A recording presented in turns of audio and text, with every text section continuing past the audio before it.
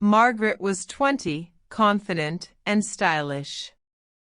She loved her clothes more than anything else, bright dresses, trendy jeans, scarves she hardly ever wore, and shoes she bought simply because they looked cute in the shop. Her sense of fashion was admirable, but her sense of organization was practically non-existent. Her wardrobe stood tall in her bedroom like a monster stuffed with fabric.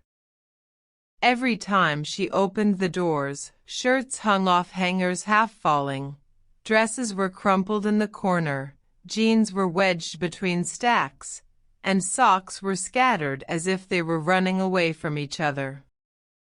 Margaret never cared, and her red button-down shirt and red jeans.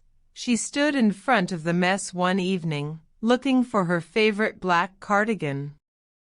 She tugged at a pile and 3 shirts tumbled to the floor. She sighed, kicked them aside, and muttered, "Ugh, I'll clean it tomorrow." Tomorrow had been her answer for the last 3 weeks. Her mother, Elizabeth, was a patient woman, but patience had its limits. She entered Margaret's room that afternoon, wearing her blue floral dress, carrying a basket of laundry. She paused the moment she saw the open wardrobe, clothes hung out like a wild animal trying to escape. A pair of jeans dangled from the top shelf, half-folded shirts teetered on the edge, and shoes were scattered below in a way that looked more like a battlefield than a storage space. Elizabeth set the basket down with a thud. "Margaret," she said sharply, "what on earth is this again?" Margaret glanced up from her phone. "Oh, that? It's fine, Mom. I know where everything is." Elizabeth tugged at the wardrobe door, and a heap of clothes collapsed onto the floor with a dramatic flop. She stood there, her brows knitting together, staring at her daughter.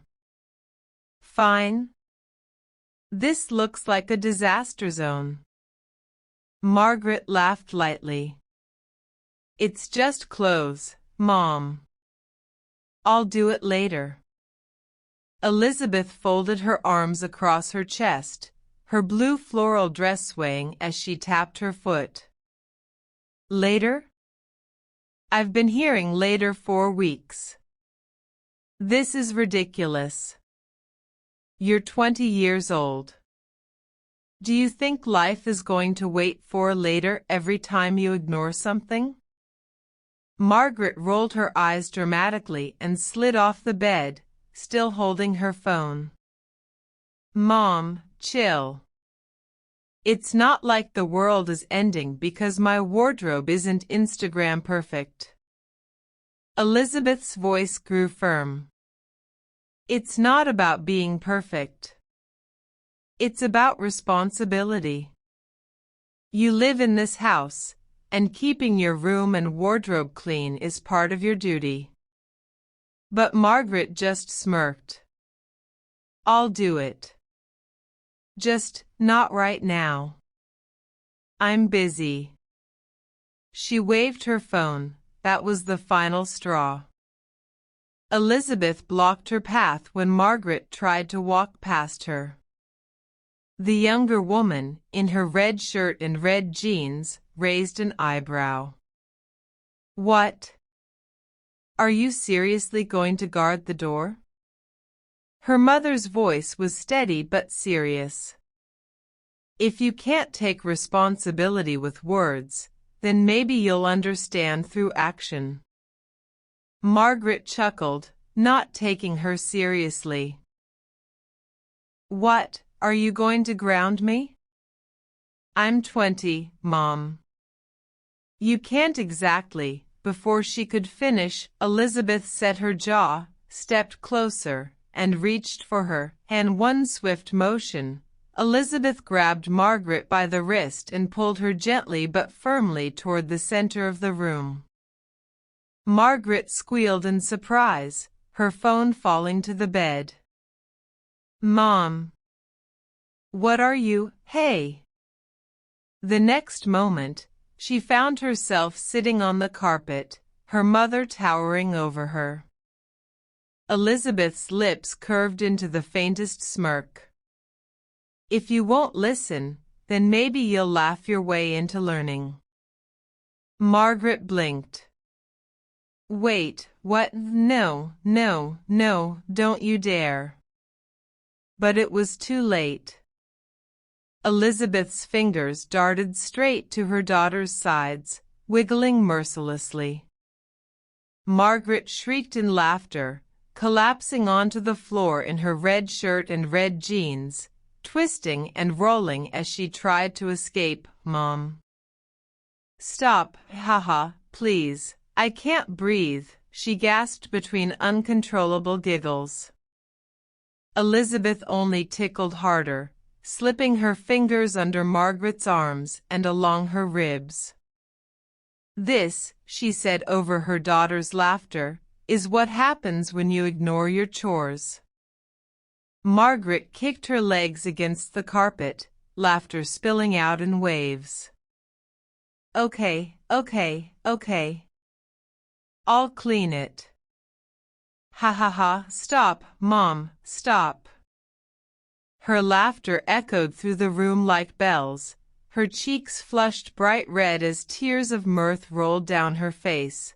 Elizabeth leaned down, keeping her daughter pinned with playful determination. You think responsibility is a joke? Let's see how funny it is when you're rolling on the floor from tickles. Margaret twisted, curling up into a ball, but there was no escape.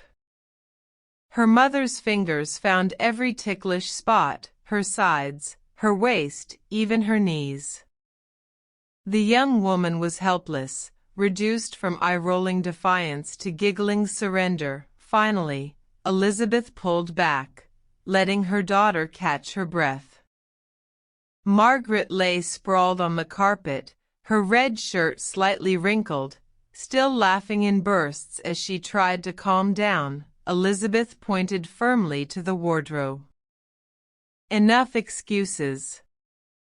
Either you clean that mess right now, or I'll tickle you until tomorrow morning. And trust me, I have the energy.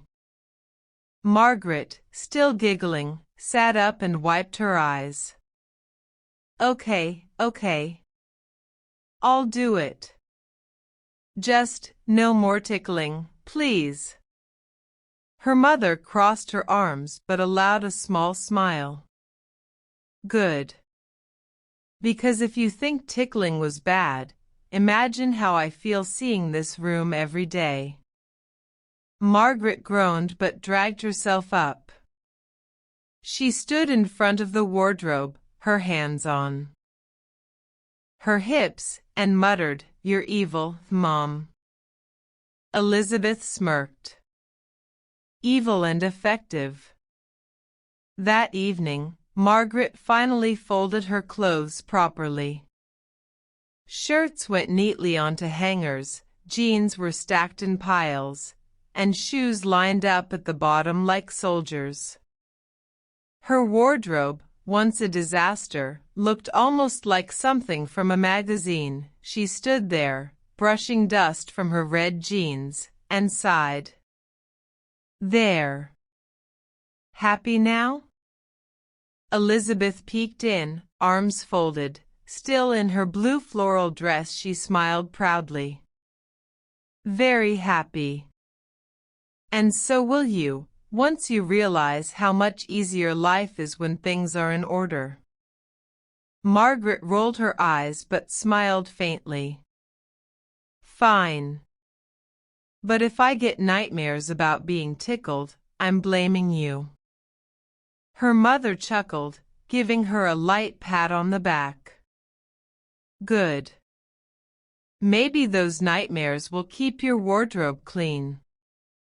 Margaret laughed softly, shaking her head. For once, the room felt calm, clean, and oddly enough, filled with the memory of shared laughter. She never admitted it out loud, but deep down, she knew her mother's playful discipline worked better than any lecture could, and from that day on, every time she looked at her wardrobe, she couldn't help but grin, remembering how a tickle attack on the floor had turned her laziness into responsibility.